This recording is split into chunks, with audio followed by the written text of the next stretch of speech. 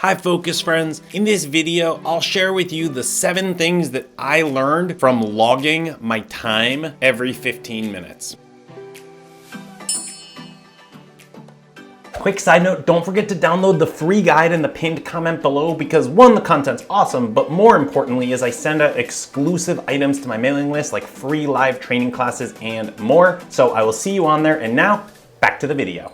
I don't have enough time. Not having enough time must be the most common complaint in the world. So common that we all believe it to be true. But what if it isn't? I'll share with you the 7 things that I learned from tracking my time. But first, let me just share with you how I started tracking my time and this important claim. Time is the most valuable resource in the world. Why? Because billionaires get the same amount of time each day that you do. Therefore, time is the great equalizer. It's also a non-renewable resource, meaning as soon as you use it, it's gone. So I started tracking my time after reading Laura Vanderkam's 168 Hours, where she argues that we all have plenty of time for the things that are a priority for us. But before we can even spend it, we need to know where we're currently spending it. So my friend Paul Zajic sent me this time tracking log.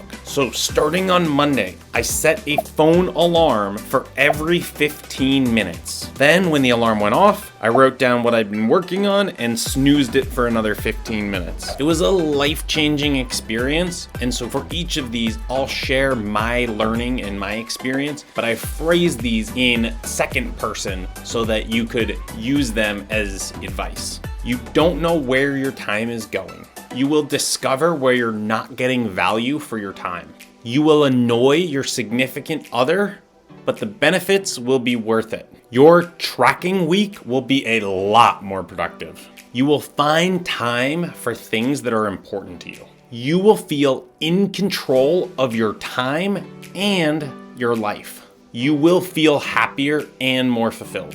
1, you don't know where your time is going.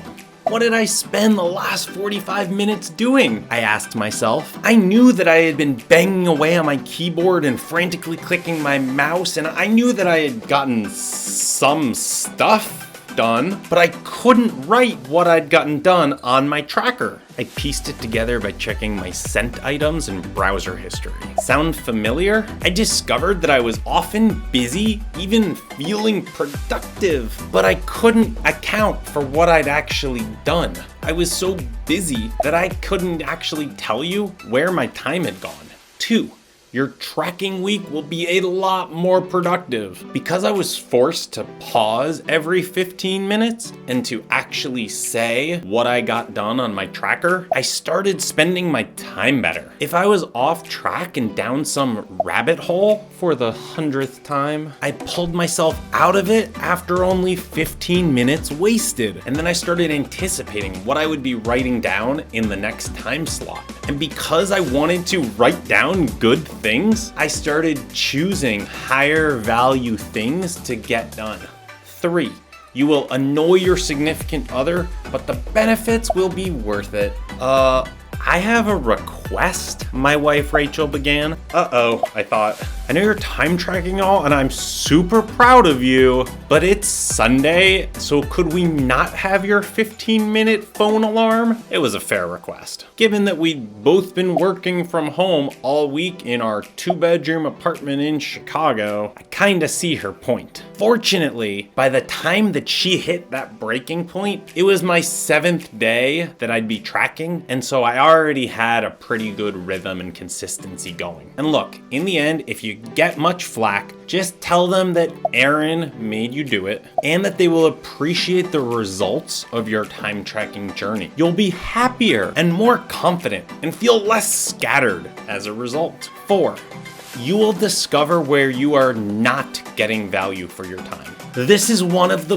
biggest reasons to do your time tracking week. When you review your time log at the end of the week, you will find several hours going to activities that, in retrospect, didn't add that much value to you. These low value time chunks become found money that you invest in higher priority, higher value activities in future weeks. When I reviewed my time logs just for Monday to Friday, I found over 10 hours of time that was not adding the value that I wanted it to add. This is exciting because of the next item.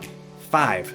You will find time for the things that are important to you. With my newfound 10 hours of time during the work week, I asked myself, where am I not spending time that I would like to? One such area was learning. Normally, I tried to do all of my learning and planning on Sundays, but I always felt super rushed to cram it all in. And by the time Monday came around, there was still so much learning on my list that I hadn't made time for. Things like educational YouTube videos that I wanted to watch about productivity or self-improvement, educational podcasts that I wanted to listen to, nonfiction audiobooks that I wanted to listen to, and educational documentaries that I wanted to watch. So I decided to find time for that priority, and doing it has been life-changing. I am now fitting in an extra 5 hours a week of learning and education time than I was before I did my time tracking. Multiply those gains over a 52-week year, and I'm gonna get paid back massively for my one somewhat painful week of time tracking.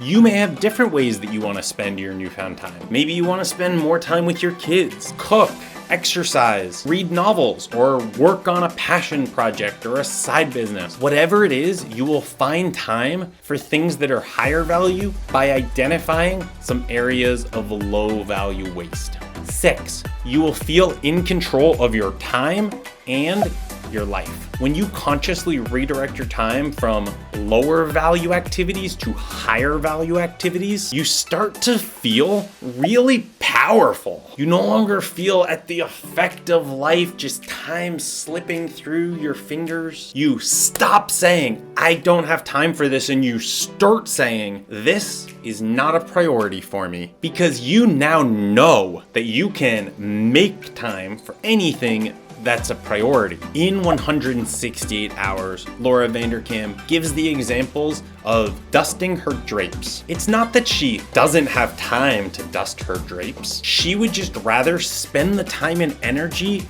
on higher value priorities for her. I know that this sounds like a really minor, maybe even semantic shift, but it's actually a very big shift in your psychology. When you don't have time, you are at the effect of something outside of you. When you can instead say, this is not a priority for me, the control shifts to you.